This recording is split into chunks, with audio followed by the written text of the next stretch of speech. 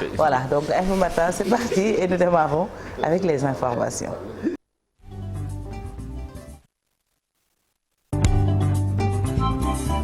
Le premier bulletin de la journée que nous démarrons avec la mort de Louis Ngom. Le procureur accuse des manifestants qui l'auraient confondu à un élément infiltré de la gendarmerie. Oui, cet agent de sécurité Fati à la société de gardiennage Falcon Security, selon les premiers éléments.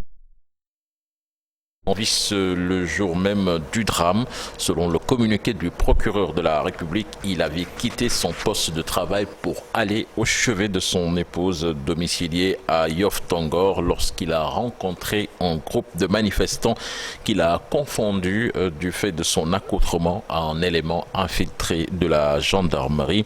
Toujours selon le communiqué, c'est ainsi qu'ils se sont pris à lui en le battant à mort alors qu'il ne cessait de le rappeler en vain qui n'était qu'en vigile. L'enquête en cours a permis l'arrestation de 2 des présumés auteurs habitant au quartier de Yoff Tongor. Le corps de Louis Ndong est actuellement à l'hôpital Idriss Pouye pour les besoins de l'autopsie. Fatih. 24 dans la rue ce vendredi. Cette organisation qui regroupe des partis politiques, mouvements et membres de la société civile va protester contre le 3e mandat du chef de l'État. Une manifestation pour le moment pas encore autorisée. Du coup, les membres du F24 vont faire face à la presse. Ce sera ce matin à partir de 10h. Nous parlons de toute autre chose avec le rapport d'Africadium Center qui ne respecte pas les principes de neutralité selon le garde des Sceaux Ismaël Madior Fall présentait hier le rapport du Sénégal sur l'état de la démocratie devant la Commission africaine des droits de l'homme et des peuples. Le ministre affirme que la démocratie du pays ne pose aucun problème. Compte rendu signé Habib Faye et Mohamed Dia.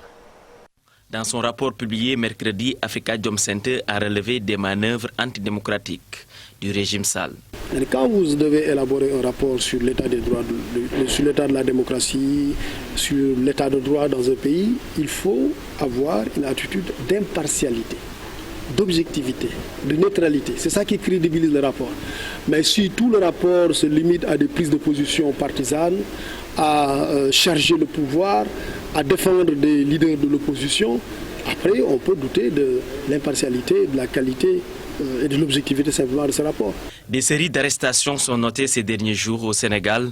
Pendant ce temps, le ministre de la Justice a fait face à la Commission africaine des droits de l'homme et des peuples. Ce matin, le garde des Sceaux a procédé à l'évaluation de la situation du Sénégal. Le professeur Ismaël Madior Fall d'indiquer que la démocratie se porte bien. Le Sénégal produit régulièrement ses rapports, mais il y avait depuis quelques années un retard qu'il fallait combler, un gap de production de rapports. Et justement, ça a été produit, c'est 12-15, 12e rapport, 13e rapport, 14e rapport, 15e rapport. Donc aujourd'hui, nous sommes à jour sur la présentation des rapports. Le peuple veut qu'il y ait des alternances. Donc l'état de la démocratie au Sénégal ne pose pas de problème fondamental. Et puis nous avons aussi parlé de l'état de droit. L'état de droit, c'est le respect de la séparation des pouvoirs, le respect surtout de l'indépendance de la justice. Là, parce que dans notre pays aussi, nous avons montré qu'il y a des efforts pour respecter l'indépendance de la justice. Et au-delà de ça, nous avons aussi montré que notre pays fait des efforts pour respecter ce qu'on appelle les droits plus spécifiques. À noter que cette évaluation couvre la période 2015-2022. Elle consiste aussi à analyser les efforts que le Sénégal a accomplis en termes de mesures de protection, de promotion et de développement des droits fondamentaux, des droits des citoyens. Habib Faye, merci. Et puis le FMI va prêter 1150 milliards de francs CFA au Sénégal. Une nouvelle dette d'une valeur de 1150 milliards de francs CFA, Fatih, comme vous l'avez dit, qui sera axée sur 4 piliers, dont l'amélioration des mécanismes contre la corruption, la lutte contre le changement climatique, la résilience économique, entre autres. Le ministre des Finances et la délégation du FMI ont tenu un point de presse conjoint. Je vous propose de suivre le compte-rendu avec Aminata Mbaresso et Aliou Ndiaye. 1150 milliards sur 3 ans, c'est le nouveau prêt accordé au Sénégal par le Fonds monétaire international. Le Sénégal vient de conclure avec le Fonds monétaire un nouveau programme sur 3 ans, juin 2023, juin 2026, d'un montant de 1150 milliards de francs CFA. Le nouveau programme et pourquoi il y a un décaissement alors que dans le passé, il n'y avait pas de décaissement. Il faut se rappeler un peu du contexte international et régional des dernières 3 années, depuis 2020. Il y a eu le choc Covid, il y a eu la guerre en Ukraine, il y a eu la flambée des prix pétroliers, du pétrole et des denrées alimentaires. Un nouveau programme réparti sur 4 axes prioritaires dont le renforcement des mécanismes de lutte contre la corruption. C'est le renforcement de la résilience fiscale. Deuxième pilier, et c'est important, parce qu'on a parlé souvent transparence, corruption, tout ça. Ça ne s'intitule pas comme ça. Ça s'intitule amélioration de la gouvernance et le dispositif anti-blanchiment des capitaux et lutte contre le financement du terrorisme. Le troisième pilier, c'est le renforcement de la résilience socio-économique. Et le dernier pilier, c'est les questions de climat, c'est les changements climatiques. Dans ses recommandations, le FMI suggère une rationalisation des subventions en privilégiant davantage le secteur social. Et puis la visite des autorités de Saint-Louis et de la presse locale sur la plateforme gazière Grande Tortue à Ahmeyim entre le Sénégal et la Mauritanie. Les travaux sont à peu près exécutés à 87%.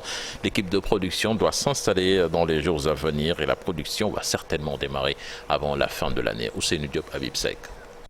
Sur la plateforme gazière appelée Grand Tortue Ahmeyim, GTA, les travaux s'accélèrent. La visite guidée effectuée avec les autorités locales, la police, la gendarmerie, la marine nationale et une partie de la presse a permis de constater l'état d'avancement des travaux. Je crois que nous sommes dans la phase de finition des travaux. Et dès l'arrivée des 2 infrastructures que sont le FLNG et le FPSO, on espère entrer rapidement dans la phase de production. L'autorité régionale n'a pas aussi manqué d'attirer l'attention des pêcheurs sur la fragilité de certains points de la plateforme. Il les a exhortés surtout à respecter la distance de sécurité instaurée. Il y a une zone d'exclusion qui est de 500 mètres qui permet tout simplement de préserver l'installation mais également de préserver la sécurité des pêcheurs. Nous sommes ici à presque une dizaine de kilomètres des côtes saint-louisiennes, de Saint-Louis, mais également de Ndiago. Le taux d'exécution des travaux est actuellement de 87%. Nous avons atteint à peu près 87% de ce projet. Nous ne maîtrisons pas, mais je peux vous assurer que nous continuons à œuvrer dans le sens où nous allons respecter les dates qui ont été définies pour ce projet. Sur la plateforme devenue la nouvelle ville sénégalo-mauritanienne, y vivent des centaines de travailleurs issus des 2 pays. Depuis le début des travaux, aucun accident n'a été noté sur le lieu. Merci Ousseynou Diop. Au mot de sport, Fatia, avant de boucler, ce seront plutôt les petits étalons du Burkina Faso qui seront au menu des Lionceaux du Sénégal en demi-finale de la CAN U17. Le Burkina Faso s'est imposé hier 2-1 face au Nigeria. Le match donc est prévu ce dimanche à 16h à Alger. L'autre demi-finale va opposer le Maroc au Mali. Merci beaucoup, cher Tidiane Diao, pour cette première tasse actu bien digeste. Et puis, je rappelle que Marcel va faire le point tout à l'heure dans sa rubrique sur la coopération entre le Sénégal et la Chine. En attendant, il nous présente l'actualité hors de chez nous.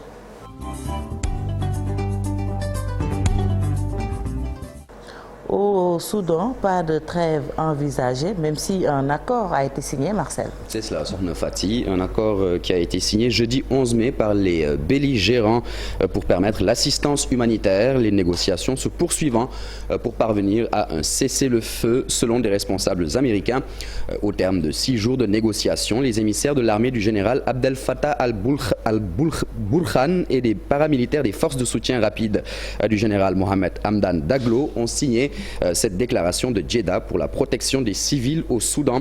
L'accord prévoit de dégager des couloirs pour permettre aux civils pris au piège de sortir des zones de combat tout en laissant entrer l'aide humanitaire. Cette déclaration de principe ne renferme cependant aucune mention d'une trêve ou d'un cessez-le-feu après près d'un mois de combats qui ont fait plus de 750 morts, 5000 blessés et plus de 900 000 déplacés et réfugiés. Au moins 18 travailleurs humanitaires ont été tués jusqu'ici alors qu'ils tentaient de venir en aide à une population traumatisée.